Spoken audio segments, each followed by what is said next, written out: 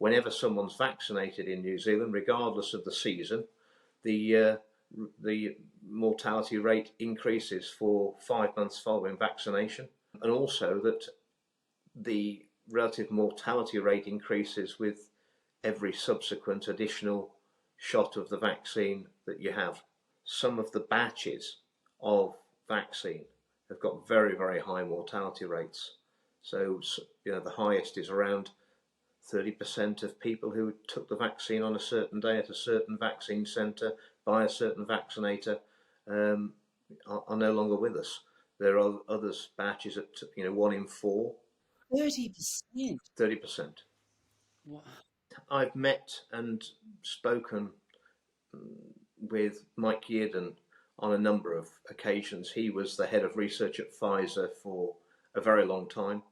And he maintains that the speed that those vaccines were produced, if you forget everything else about the safety and efficacy, he maintains that there is no way that any of those big pharma companies could have produced a homogeneous vaccine in that number of doses in that speed of time. So he maintains that there are going to be huge differences between what's actually in the vials between different batches.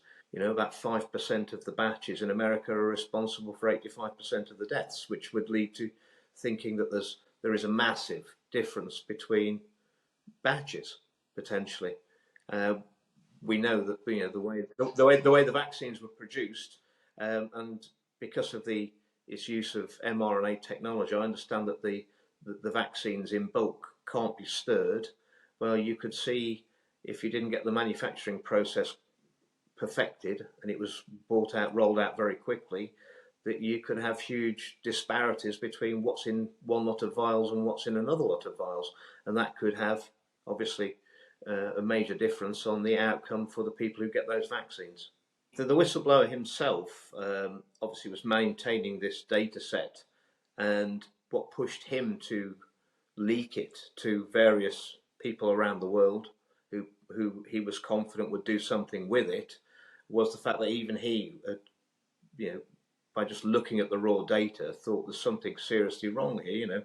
Too many, some batches, too many people are dying. The information that he was the custodian of, he thinks that should be in the public domain because people need to see this data. Scientists and data analysts in the UK and around the world have been able to legally look at that data and draw conclusions from it.